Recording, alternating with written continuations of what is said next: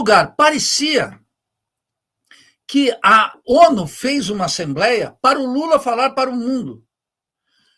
O petista ingênuo, o oportunista e o cretino, o lulista alienado e religioso, não se deu ao trabalho de ver outros discursos, como eu vi, do Díaz-Canel, de Cuba, como eu vi o do Bush, como eu vi do Gustavo Petro, de outros. Eu fui ver o discurso. Todos, absolutamente todos, condenaram Israel e defenderam a Palestina. Todos defenderam contra o bloqueio a Cuba. Todos criticaram o aumento da concentração da riqueza em escala global e o aumento da miséria. O Lula choveu no molhado. O Lula choveu no molhado, além de alimentar todas e cada uma daquelas ilusões da reforma do Conselho de Segurança. A reforma do Conselho de Segurança está sendo discutida, inclusive, por Biden, que está à véspera de uma eleição. Aqui é um provincianismo dessa ilusão lulista e petista que é espantosa.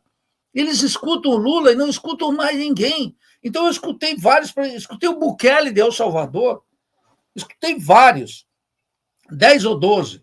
E aí tu fica estarrecido com o impacto aqui, Lula gênio, Lula estadista. Mas os mais alucinados pareciam que estavam drogados, diziam que era uma liderança, a única liderança mundial, e depois ainda enaltecendo a bilateral com o Biden, que está precisando, por causa dos latinos e um conjunto de circunstâncias locais. O Biden aplaudiu o Lula quando o Lula falou na reforma, que aprovou uma reforma tributária. Os caras... É de um analfabetismo. Quem não é analfabeto e ingênuo é sacana, mentiroso e oportunista. Porque se tiver duas moléculas de conexão com a realidade mundial e a realidade local, vai ver não só a cumplicidade do Lula com a classe dominante, mas como o Lula incentiva, potencializa e valida o senso comum do brasileiro sobre a cena mundial que é conflituosa. Essa luta de classes que nós temos aqui é uma luta gigantesca de classes através dos estados nacionais, em que o epicentro agora é o conflito industrial, comercial, não é comercial, industrial, comercial, China e Estados Unidos e Rússia, que está no mesmo concerto do conflito mundial na ocupação da Ucrânia. Esse é o conflito. O Lula acha que com um pouquinho de cerveja, uma picanha, um churrasco, sentar na mesa e vão conversar.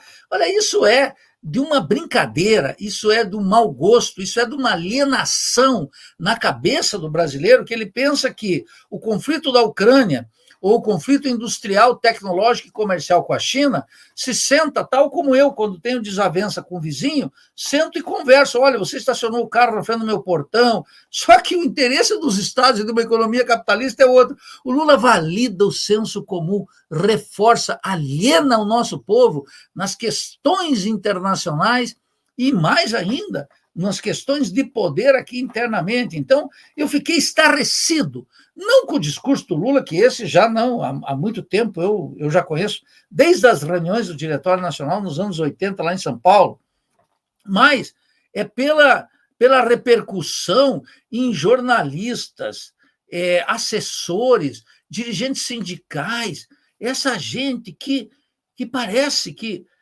nos anos 80 eu não podia aqui ouvir o discurso do Biden ou do Bush, pai, ao vivo. Agora eu posso, percebe?